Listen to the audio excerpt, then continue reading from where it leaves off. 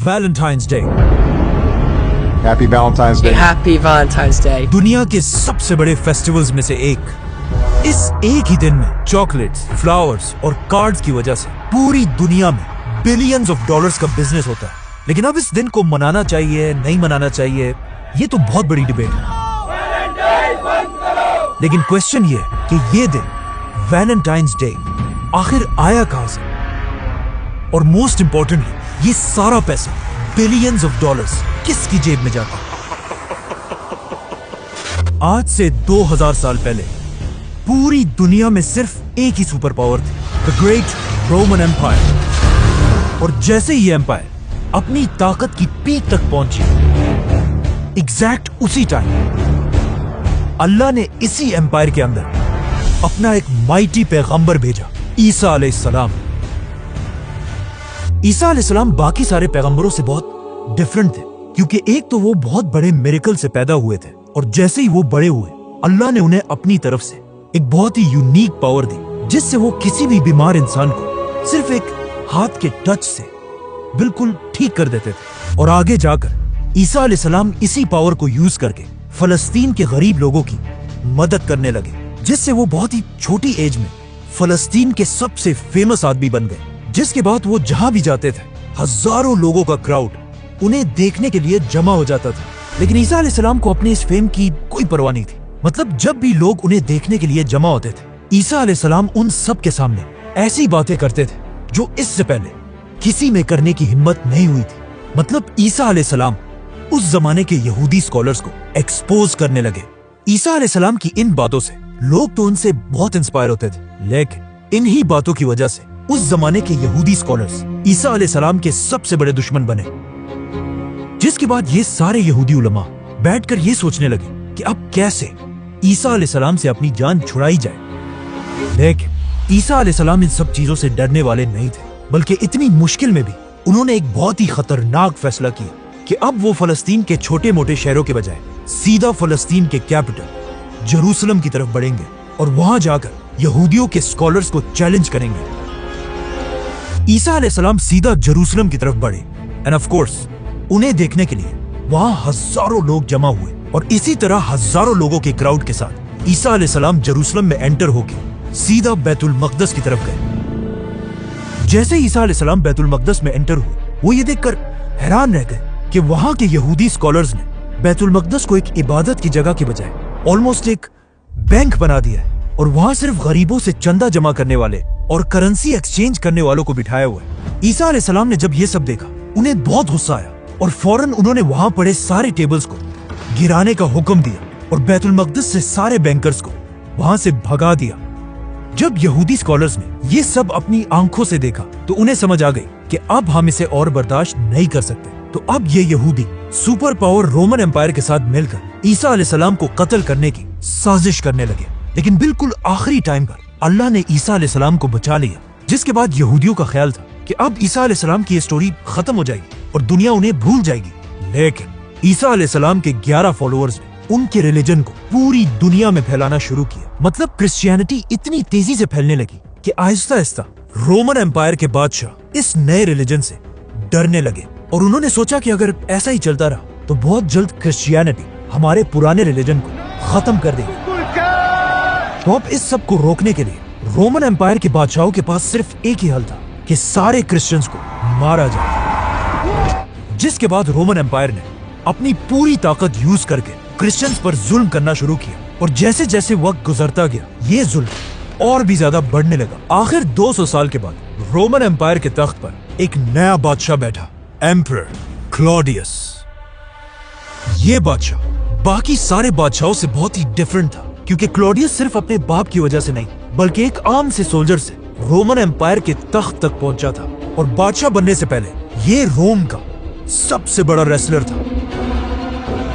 तो अब जैसे ही क्लॉडियस दुनिया का सबसे बड़ा बादशाह बना, उसने अपनी फौज को यूज करके अपने खिलाफ हर बगावत को क्रश करना शुरू कर दिया। लेकिन इतनी बड़ी फौज के बाद भी एम्परर क्लॉडियस ने यह नोट किया कि उसकी फौज उस जज्बे से लड़ ही नहीं रही जिस तरह वो चाहता है। और जब क्लॉडियस ने पूछा कि ऐसा क्यों है, तो उसे बताया गया कि हमारी army, the great Roman army में ज्यादा सोल्जर्स बहुत ही यंग हैं, और जैसे ही इन यंग लड़कों की शादी होती है उसके बाद इनमें लड़ने का जज्बा बिल्कुल खत्म हो जाता है। ये सुनकर क्लॉडियस ने कहा कि अच्छा तो ये बात है, जिसके बाद आज क्रिश्चियंस की कहानियों में कहा जाता है कि क्लॉडियस ने एक बहुत ही अजीब ऑर्डर दिया कि आज के बाद पूरी रोमन एम्पायर में कोई भी यंग सोल्जर शादी नहीं करेगा। शादियों पर बैन लगाने से रोमन आर्मी की स्पीड तो बढ़ गई, लेकिन यहाँ की आवाम अपने बादशाह से नफरत करने लगी, क्योंकि शादियों को बैन करने के बाद रोमन एम्पायर में बेहयाई और रेप के केसेस बहुत ही ज्यादा बढ़ गए। और जैसे ही बेहयाई अपनी पीक तक पहुंची, ये एग्जैक्ट वही टाइम था कि जब एक आम क्रिश्चियन प्रीस्ट सेंट वैलेंटाइन ने यह फैसला किया कि अब बादशाह के इस रूल को और बर्दाश्त नहीं किया जा सकता। अब इससे आगे हिस्ट्री में तो कहीं नहीं लिखा, लेकिन क्रिश्चियन कहानियों में कहा जाता है कि सेंट वैलेंटाइन अपनी जान की परवाह किए बगैर रोमन बादशाह से छुप छुप कर यंग लोगों की शादियां कराने लगा। जब लोगों को इसका पता चला तो वो दूर दूर से सेंट वैलेंटाइन के पास आने लगे, और इस तरह सेंट वैलेंटाइन ने अकेले रोमन एम्पायर में बेहयाई के खिलाफ एक बहुत बड़ी कैंपेन शुरू की। लेकिन आहिस्ता आहिस्ता इतने लोगों की शादियां हुई कि ये खबर किसी तरह रोमन एम्पायर के बादशाह क्लॉडियस तक पहुंची, जो इस वॉरियर बादशाह के खिलाफ एक बहुत बड़ी बगावत थी। तो आखिर एम्परर क्लॉडियस ने हुक्म दिया कि ये वैलेंटाइन जो भी है, इसको ढूंढकर इसका सर काट दिया जाए। जिसके बाद रोमन फौज हर तरफ फैल गई और फाइनली सेंट वैलेंटाइन को पकड़कर उसे जेल में डाल दिया। जब वैलेंटाइन के फॉलोअर्स को इस बात का पता चला तो उन्हें बहुत दुख हुआ, लेकिन फिर भी क्लॉडियस जैसे एम्परर के सामने वो कुछ भी नहीं कर सकते थे। तो यहाँ पर उन्होंने एक ऐसा रिवाज शुरू किया जो आज तक दुनिया में कायम है। जितने दिन सेंट वैलेंटाइन जेल में थे, हर दिन वो कपल्स जिनकी उन्होंने शादी कराई थी आकर वैलेंटाइन के जेल के सामने फ्लावर्स रखने लगे। काफी अरसे तक जेल में रहने के बाद अब फाइनली सेंट वैलेंटाइन का आखिरी दिन आ चुका था, 14 फरवरी। अपनी मौत से एक ही रात पहले वैलेंटाइन ने एक लड़की के नाम अपना आखिरी खत लिखा, और पूरा खत लिखने के बाद इस लेटर के बिल्कुल आखिर में उसने एक ऐसी बात कही जो आज तक दुनिया में बोली जाती है, फ्रॉम योर वैलेंटाइन। जिसके अगले ही दिन 14 फरवरी को बहुत ही बेरहमी से सेंट वैलेंटाइन को मार दिया गया, और यहां से दुनिया में एक नया फेस्टिवल बना 14 फरवरी। उस जमाने की रोमन एम्पायर में 14 फरवरी कोई आम दिन नहीं था। ये एक ऐसा दिन था जब रोमन एम्पायर के सारे लोग एक जगह जमा होकर अपने इस खुदा को खुश करने के लिए एक बहुत बड़ा फेस्टिवल मनाते थे, जो कोई आम फेस्टिवल नहीं, बल्कि इस फेस्टिवल में रोमन एम्पायर के लोग बेहयाई के सारे लिमिट्स क्रॉस कर देते थे और ऐसी ऐसी बेशर्मी की हरकतें करते थे जिन्हें यहाँ एक्सप्लेन करना भी बहुत मुश्किल है। तो अब रोमन एम्पायर में 14 फरवरी एक बहुत बड़ी कंफ्यूजन थी। एक तरफ क्रिश्चियंस वैलेंटाइन डे मनाते थे, जिसमें लोगों को बेहयाई छोड़कर शादियों की तरफ आने पर मोटिवेट किया जाता था, और दूसरी तरफ रोमन्स जो उसी दिन एक बहुत ही बेशर्म फेस्टिवल मनाते थे। तो अब एक ही दिन दो फेस्टिवल्स मनाना बहुत बड़ी कंफ्यूजन थी। आहिस्ता आहिस्ता वक्त के साथ साथ रोमन एम्पायर का पुराना रिलीजन खत्म हो गया और पूरे एम्पायर में सिर्फ एक ही रिलीजन रहा, क्रिश्चियनिटी। जिसके बाद क्रिश्चियन स्कॉलर्स ने मिलकर पुराने बेहयाई के फेस्टिवल को खत्म कर दिया और पूरी एम्पायर में लोग 14 फरवरी को शादियों को सेलिब्रेट करने वाला वैलेंटाइन्स डे मनाने लगे। आने वाले 1000 साल तक वैलेंटाइन बस एक छोटा सा फेस्टिवल था जिसे सिर्फ यूरोप के ही कुछ लोग जानते थे, लेकिन 1000 साल के बाद लंदन के एक आदमी ने वैलेंटाइन डे को पूरी दुनिया में मशहूर कर दिया, और इस आदमी का नाम था William Shakespeare. William Shakespeare, one of the greatest authors of all time. जिसे आज दुनिया का सबसे बड़ा राइटर और आर्टिस्ट माना जाता है। जब शेक्सपियर वैलेंटाइन डे को अपनी स्टोरीज में यूज करने लगा, इसके बाद पूरी दुनिया इस दिन के बारे में जानने लगी, जिसके बाद हिस्ट्री के बड़े बड़े नाम वैलेंटाइन्स डे को सेलिब्रेट करने लगे, जैसे कि नेपोलियन, क्वीन विक्टोरिया और Winston Churchill. We shall never surrender! लेकिन फिर भी वैलेंटाइन्स डे को अपना असल फेम शेक्सपियर के नॉवल से नहीं, बल्कि दुनिया की सबसे बड़ी जंगों वर्ल्ड वॉर से मिला, जिसमें करोड़ों लोग अपने फैमिलीज को छोड़कर जंग की तरफ जाने लगे, जो एक बहुत ही मुश्किल काम था, क्योंकि लाखों बाप अपने बच्चों से, हस्बैंड्स अपनी वाइफ से और बेटे अपनी माओ से जुदा हो गए। अब लोगों के इन सारे इमोशंस को अमेरिका का एक छोटा सा बिजनेसमैन बहुत गौर से देख रहा था, जिसकी एक छोटी सी प्रिंटिंग की दुकान थी, हॉलमार्क। और इसी दुकान से उसने दोबारा वैलेंटाइन डे के कॉन्सेप्ट को जिंदा करना शुरू किया और वैलेंटाइन्स डे के लाखों कार्ड्स प्रिंट करके उन्हें अमेरिका के हर घर तक पहुंचाया।